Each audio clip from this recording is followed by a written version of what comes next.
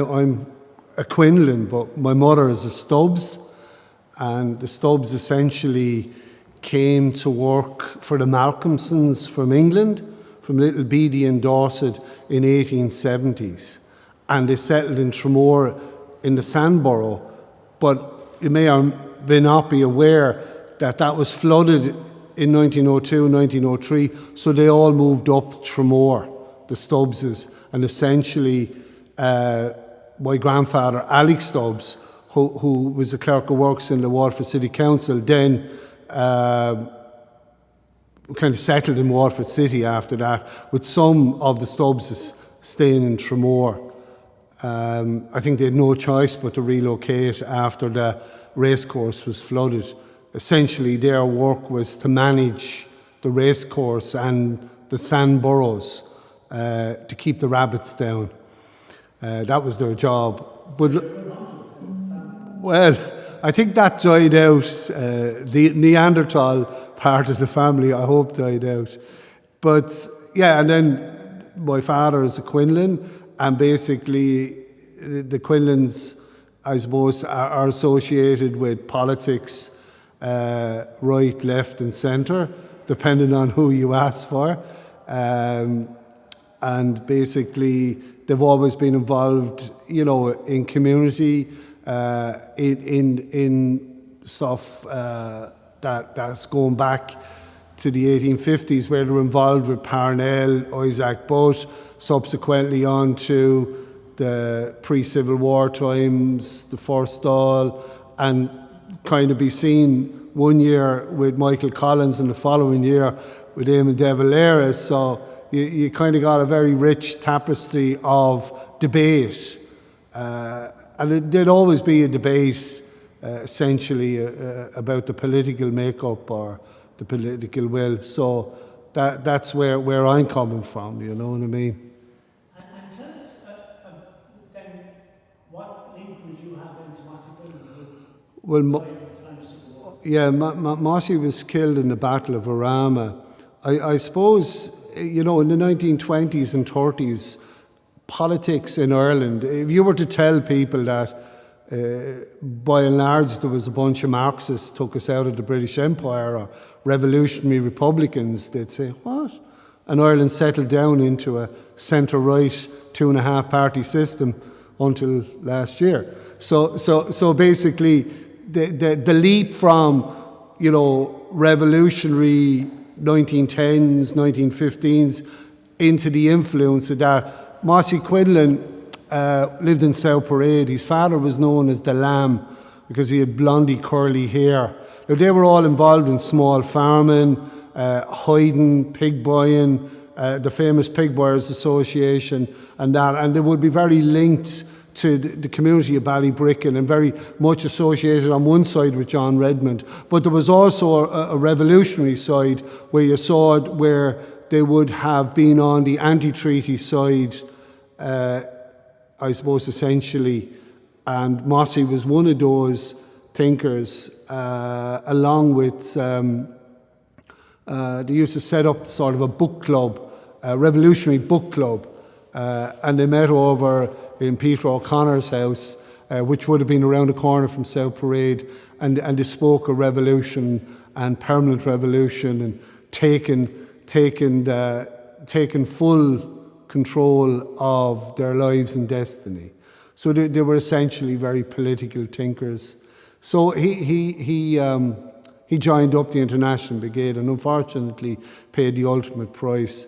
Now Waterford, funny enough, had 11 people went, and he was the only one actually that didn't come back. So he would be essentially my grandfather's first cousin. And so, really, what we talk about today is just about the whole, you know, because this is for the cultural quarter, these short films we're looking at this whole area of town, which was essentially the entertainment in the town when we were growing up. So you had places like the Bridge, Metropole, you had the Forum later on, you had the Roxy. So I just want you to just give us a picture of how all that, you were involved in all that. Well, essentially you had, as you said, the Metropole, or Metroland as it went on to be called. And then you had the Bridge Hotel. You had the Stone Court, which became the Roxy in the early 90s. You also had then the Showboat, which was a famous venue in that area, where you had Rock Night on the Wednesday night. You could have anyone from the Radiators from Space, Auto da Fe, U2. Now, I'll put my hand up and say I wasn't at the U2 gig. Despite, I think anyone of our vintage in Waterford was there. It's a little bit like, I was at Glastonbury, so prove it so. But no, I wasn't there. I actually went around to St. Martin's Disco because they were doing a punk half hour at the time, or a new wave half hour. So you got to be there for that. So certainly Friday night then in the Bridge, where you'd have a band like Leslie Dowdall, Tie with Rhythm, Christy Moore. You would have Pulling Faces, 01. You would have Luca Bloom, who was Barry Moore at the time.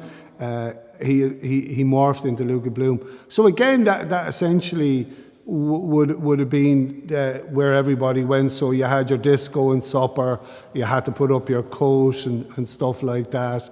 And there was no really. Most of the music was chart music, and most of the music was essentially pop. So you'd have ABBA, the Dooleys, the Pointer Sister. It wasn't real disco in the sense of what we would call now American house or disco. Like, there wasn't James Brown. There wasn't that sort of hip-hop Compton sound, or even pre-sound. So you didn't have that sort of American black cultural influence. So very much it was three chords and the truth. So you got bands like Something Happens, Tom Robinson, who would have all played down here at that time. And essentially, I suppose there was a music co-op that we were involved with at the time, the youth of the parish, as they say. And that was about bringing bands that normally wouldn't come to Waterford or couldn't come. And basically that was an agreement with the Bridge Hotel, is that, we take the door, pay for the band, and knock down prices. And basically what you had business people like Mossie Quinlan of Lismore Poetry, or Johnny Harris from Macmar Windows, which essentially went on to be Johnny Harris Windows. They kind of did limited sponsorship, you know what I mean? So you got a wide range of music. I think John Martin was a big one that they brought in at the time. So kind of that kind of, I suppose, gave us the training and education about booking, running. Now, this is pre-mobile phones. So I think there was only one or two people had a phone. I believe there was an address in Marion Park, but maybe we'll just glide over that, you know what I mean? We won't give out any names and addresses. But essentially, you could have 10 or 15 people up at Marion Park waiting for a phone call.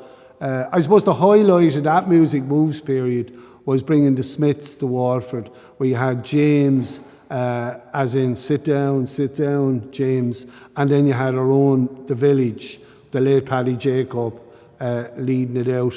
So that evolved and went on, and by the mid 80s, most of the guys that were involved in that scene had kind of either grown up, emigrated to America, Australia, New Zealand. You had guys like Kieran Barry, bass player in Neuro, Paul Butler, guitar player in the same band.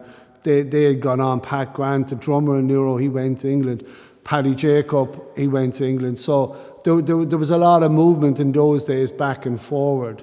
So it kind of still held its sort of place, but the town started moving away from this aspect, by the early 90s. But by 93, the Roxy had kind of come in under new management. And it had a very much of a new focus. of raw young bands. The dance scene was starting up. So I think at the time the Roxy needed to make a decision. The bridge was caught with their old disco formula. So that just died off. The Metroland took the new dance music. There was buses coming from all over the country. The Metroland became a significant venue under the promoters of Can't Stop. And that was Dano and Bruno. And that ran a successful 3 or 4 year cycle. But essentially, the Roxy then veered to the other side of being live, indie, alternative, with bands like the Breeders, the Pixies, and paying homage to the Doors, Pink Floyd, the Clash. So you had a kind of a split. So essentially, when I got involved in the Roxy, my program was that there'd be no talking, there'd be no chart music, it'd be alternative. So it kind of reflected late night sessions that we would have all went to, where essentially you were playing music that was critical but not commercial. So that was a hard sell at the time, because the proprietor of the Roxy felt that there wouldn't be a market for it. But look, as I say, the rest is history. It took off then, and basically then it morphed and changed, where you had live bands and then you had the alternative club after it. And that moved really until 98, 99, but again then there was a change of management then, and I suppose the indie alternative genre moved to the Forum. And then there was a lot of different, the Shakedown was one through Music Lab, and then that was followed on later by another group of promoters called Traffic. And that kind of went on until 08. So in 08, there was a massive recalibration of nightlife, where suddenly, overnight, it just fell off a cliff, where no one was going to pay €10 for a beer, and no one was going to pay €10 to get in. So by September 08, October, nightclubs in Ireland, in Waterford, were dying on their feet. And you saw where the bridge stopped altogether, and that the reg stopped. So all that essential nightlife was gone, and it ended up then really next into the Apple Market, where you have a couple of late night bars, but certainly nothing of the potential that it had been in the 80s and 90s, And just on that subject of live music then, do you think that live music, where is it going to go? Do you have any views with that? Well, to be honest with you, the calibre of musicians in Waterford at the moment is really, really excellent. I think when I hear local radio, or indeed national radio, and I hear bands, that are out there now, like Toucan, the Backroad Smokers Club, Paul Butler and the Propeller Palms, they're bands that can be from anywhere. They're not essentially bands that are local band in a shed. So in that sense, we've seen Waterford bands play at Electric Picnic, at All Together now, Kilkenny Arts Festival, the Galway Arts Festival. So the calibre of musician, the calibre of writing is really up there. Now the WYT Music School has a little influence in that, and also the secondary schools and music being on the curriculum. And of course, parents are encouraging the artistic side of their children now. And essentially, I suppose, we related on the brass bands to give us our musicians of the 70s and 80s. If you look essentially at bands that were the likes of Simon in the 70s, a lot of them were in the Waterford City Brass or the Barrack Street, and they evolved from there. But now it's more of an artistic evolution in that sense. Well, we don't really have a venue anymore. At one time we had, as I said, 4 or 5 venues on the centre now. There's not really a decent venue anymore. I think the cost of paying a band and all the costs associated.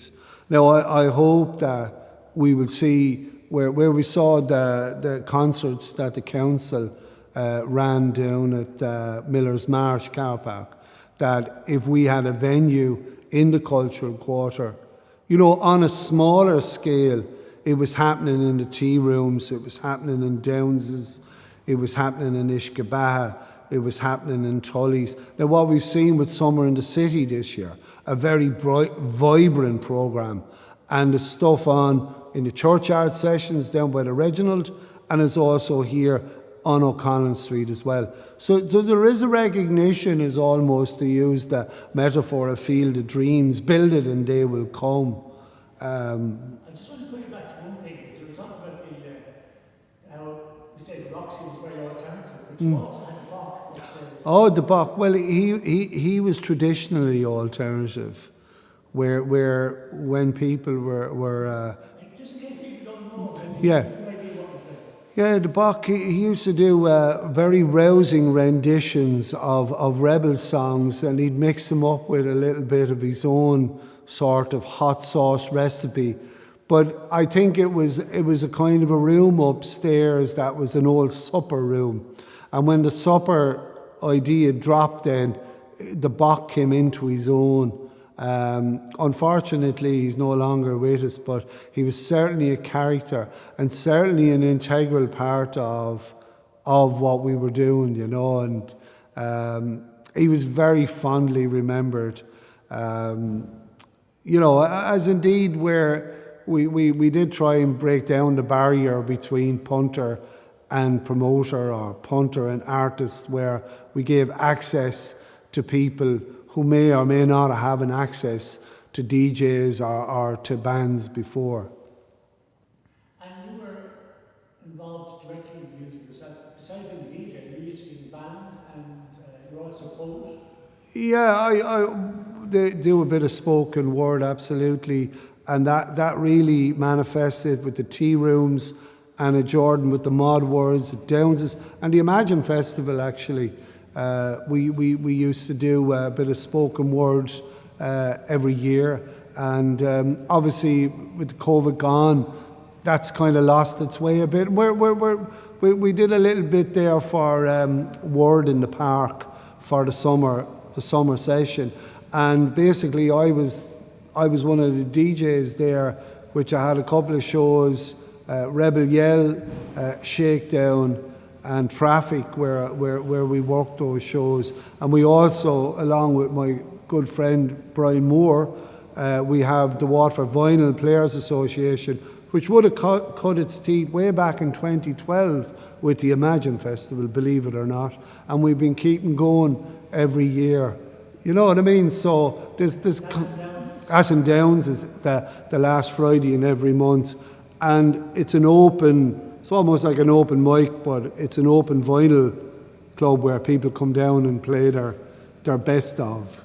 You know what I mean? But there was great. People remember the Bridge, or they remember the Roxy or the Forum with great fondness, almost like a previous generation that remembers the Olympia. So when I'm in the supermarket or in the department store or in the pub even, people say, "Oh, I remember you played that." And it could be 10 years ago. And then I'm struggling because I can't remember everybody's name. And then I'm embarrassed because of that, because I should, because they know me, but it was disproportionate. I just, hello. So it's funny. Okay, well listen, Billy, thanks very much for doing that. No. Because we were just trying to get something about that, all the music in the area and all that. So any other memories of this area, besides, forget about music for a second, but just Waterford growing up? Do you want to talk about anything about this area, or that you got any memories of from way back? I suppose as a child I remember it as being pretty industrialised with sheds and stuff like that. But Waterford City over the last 25 years has transformed itself, you know, from where it was to where it's going to be. We have some wonderful buildings along here, this building being one. The Mercantile Credit across the road is another one. So I think sometimes we got to look up at these tall buildings that we have, especially along the quayside. The GPO is a lovely example of architecture. So I think sometimes we don't recognise the assets we have. We're very compact, we're close to the sea, we're close to the mountains, we have the greenway. So we have a very good package. The restaurants, the food culture, all excellent. Can I ask you one question about the fact that we used to have a docks, very thriving docks in Norfolk? Yeah. Like, it influenced the town in lots of ways, like including contraband and all sorts of things going on in Waterford, which wouldn't necessarily be in Kilkenny or Galway. I mean, that Yeah. Waterford had a kind of a more interesting situation than lots of other. Well, I suppose the precursor to air travel was travelling by boat or ship. We had a long tradition with the North of America and with Canada, with Liverpool. One of my ancestors on the Stubbs' side emigrated to Australia in 1900 by getting a great restaurant opposite Jordan's to Liverpool, worked his passage from Liverpool to Australia, only to enlist in the National Army of Australia and be posted in Mesopotamia in 1917, and then subsequently posted to France and was killed in France. And his name is Elias Stubbs. And we only found out about that in recent years. So there was that tradition, that maritime tradition, that we shouldn't really forget or neglect. Waterford was a significant port. Now I believe where the relocation of the port is, and it's coming back. So it would be wonderful to see and celebrate that. Obviously the tall ships was the pinnacle of that celebration.